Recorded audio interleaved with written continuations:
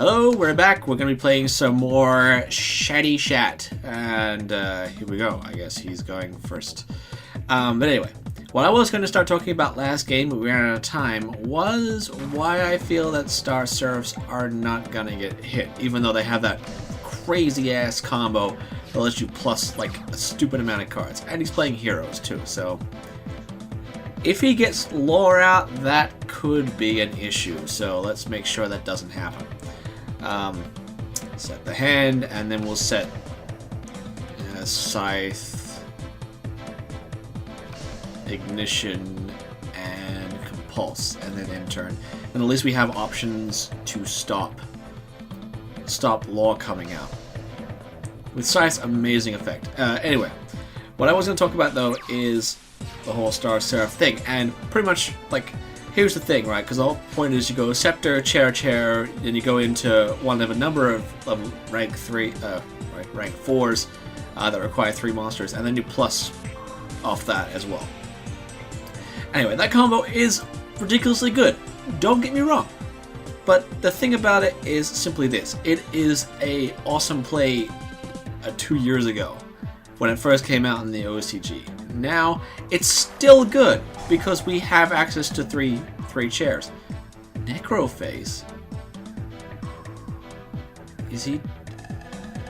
does that deck have a way of? I mean, sure, Necroface is good if you can get it banished, but okay. I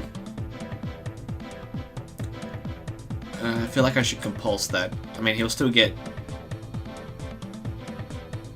Shadow Mist's effect, but at least he won't be able to mill something else as well.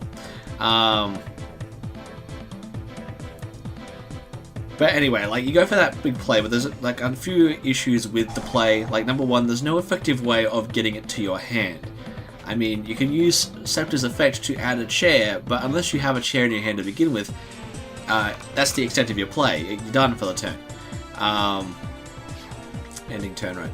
So if you do like I do, Godlike, and draw into a Scepter right now, yes.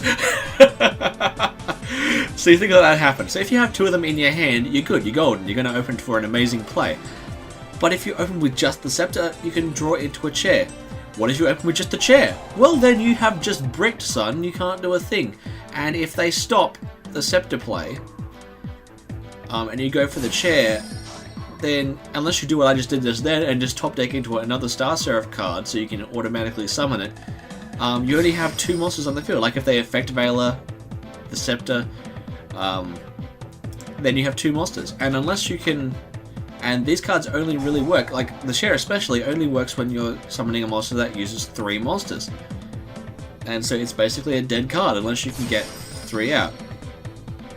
But that's not even the thing here, is that it's actually pretty awkward to get that play off nowadays, now that we have like Veilers and Emptinesses and all that running rampant.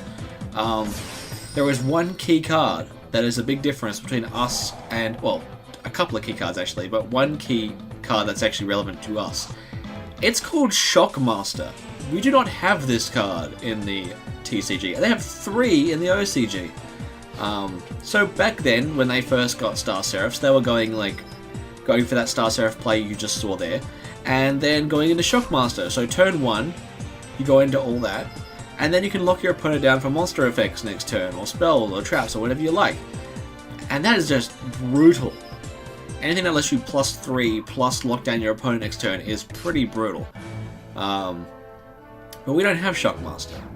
So well, I'm also going to go for this because I want to show off Diamond. I mean, he's running Shadow Mist,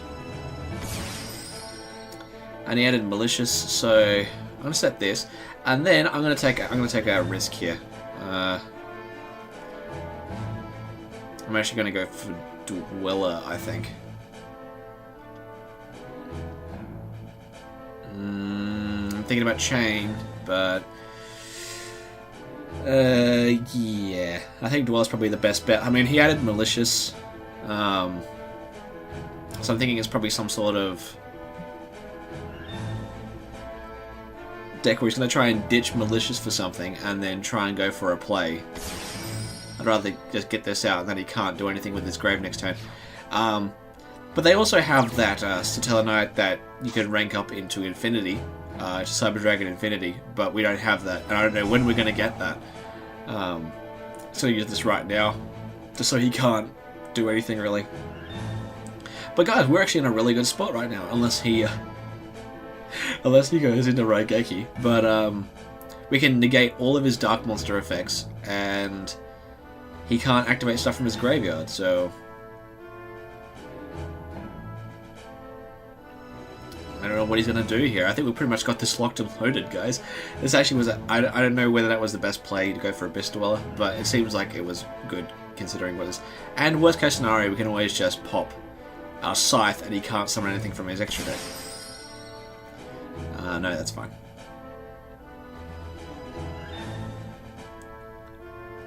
I mean, I'm not even really worried about anything he summons from his extra deck. Yeah, sure, just go ahead. I'm not even going to worry about summoning Scythe. I'd rather keep it just in case something else just comes out of nowhere. I mean, we've got Bottomless, so whatever he goes for. Well, Go Guardian. Go Guardian. Horus.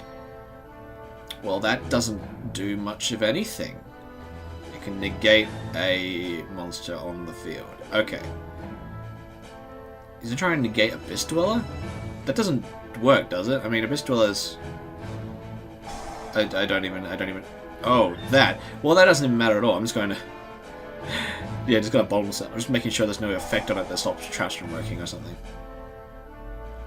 And that's game! Unless you got something else, but I doubt it. Yep, that's it. Right. That Dweller came in and just really sealed the deal for us there. Anyway, let's continue the discussion about Star Seraphs in the next video. I got distracted. I could have finished off our talk. Anyway, thanks for watching, guys. I'll be back to play one more time. I'll see you guys next time.